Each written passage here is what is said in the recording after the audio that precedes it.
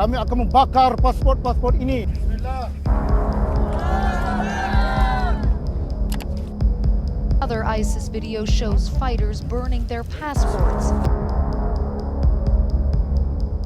Bendanya itu pasportnya kebakar, tapi kan datanya masih ada. Kalau soal cuma bicara tentang status gampang, berarti yang kebakar itu ganti aja. Saya juga bisa, nggak usah kebakar, hilang. Tapi kan bukan itu ya. Simbolisasi dari kebakar itu kan simbolisasi bagaimana saya memaknai Indonesia. Saya kecopetan sama saya buang itu paspor saya, kan beda loh. Jadi kalau saya bilang saya bakar sendiri, kan itu simbolisasi dari saya sebetulnya tadi saya nggak ngakuin lagi. Makanya saya bilang kata-kata pengakuan dari dan oleh dia sendiri.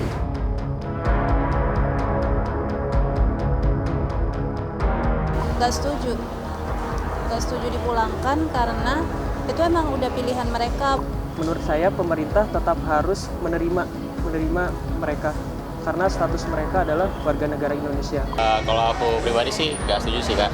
Soalnya kan kayak ibaratnya dia itu mereka itu udah memilih untuk sana.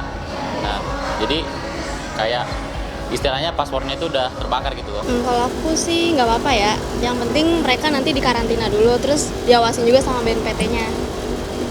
Iya, kalau aku juga sih setuju. Nggak mungkin kan asal menghilangkan warga negaraan WNI kan. Mereka kan statusnya WNI. Kontroversial, satu kata yang cukup menggambarkan isu pemulangan warga negara Indonesia, ex-ISIS. Isu ini mencuat setelah operasi militer ISIS menemukan masa keruntuhannya di bawah kendali rakyat Kurdi yang tergabung dalam pasukan Demokratik Suriah awal 2019 lalu. Pejuang ISIS yang sebagian besar pria dewasa akhirnya ditahan di penjara-penjara yang diawasi pasukan Demokratik Suriah. Sementara kalangan perempuan maupun anak-anak dibawa ke kamp-kamp pengungsian. Sebagian besar terkonsentrasi di Al-Hol, Al-Roj, dan Ain Issa, Provinsi Al-Hasakeh, Suriah. Di tengah krisis yang dialami oleh otoritas Kurdi, mengurusi pengungsian menjadi beban tersendiri. Sehingga, Amerika Serikat yang membentuk pasukan Demokratik Suriah ini mendesak dunia internasional untuk memulangkan warga negaranya yang tergabung dengan ISIS ke negara asal. Cukup lama bagi pemerintah Indonesia memutuskan apakah akan menerima kembali warga negaranya yang pernah bergabung dengan ISIS. Namun akhirnya, pemerintah memutuskan memulangkan anak-anak ex-anggota ISIS berusia kurang dari 10 tahun. Dan saat ini, pemerintah masih mendata anak-anak tersebut. Sementara bagi ex-anggota ISIS dewasa, masih dikaji lebih lanjut lagi. Nah, Sobat Kepo, di tengah-tengah peliknya persoalan yang rumit dan dilematis ini, salah satu wacana yang kerap muncul di masyarakat adalah isu kewarganegaraan. Salah satu kasus yang ditonjolkan adalah pembakaran paspor yang dilakukan para pejuang ISIS. Walau tidak semua anggota ISIS membakar pasportnya. Memang tidak ada undang-undang yang mengatur bahwa menghilangkan identitas warga negara secara sengaja otomatis kehilangan kewarganegaraannya. Nggak otomatis ya. Paspor itu kan ketika paspor hilang kan bukan berarti atau tidak ditemukan bukan berarti warga negara dia hilang kan. Jadi paspor itu dokumen perjalanan, tidak otomatis menunjukkan loyalitas kepada negara ataupun kehilangan kewarganegaraannya. Isu kewarganegaraan juga sangat kompleks loh Sobat Kepo, tidak hanya sebatas aspek formal saja. Nah, tapi kan elemen warga negara itu bukan cuma sekadar itu ya, hukum ya, status hukum, tapi ada identitas, belonging yang kalau buat saya lebih concern gitu. Ada politik, ada kultural gitu ya. Tapi identitas dan belonging itu kan artinya bahwa sebagai warga negara itu orang yang menjadi anggotanya pasti punya sentimen atau perasaan belonging. Nah, Sobat Kepo, WNI yang telah tergabung dengan ISIS tidak serta-merta keterikatan mereka dengan Indonesia sudah luntur ya. Mengingat beragamnya motif mereka untuk bergabung, ada yang memang secara ideologis, tapi ada juga yang terjebak propaganda. Menginginkan kesejahteraan yang ternyata hanya pepesan kosong. Berbicara kewarganegaraan, tentu tidak bisa lepas dari aspek hak asasi.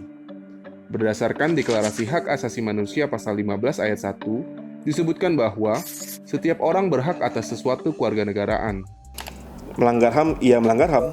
Karena setiap orang berhak atas kewarganegaraan dan setiap orang berhak untuk hidup bebas dari penderitaan. Dan namun sisi lain kalau pertimbangan pertahanan, keamanan manusia, keamanan penduduk, keamanan negara punya wewenang begitu. Jadi kita harus cukup adil dan fair dalam mensikapi masalah ini begitu.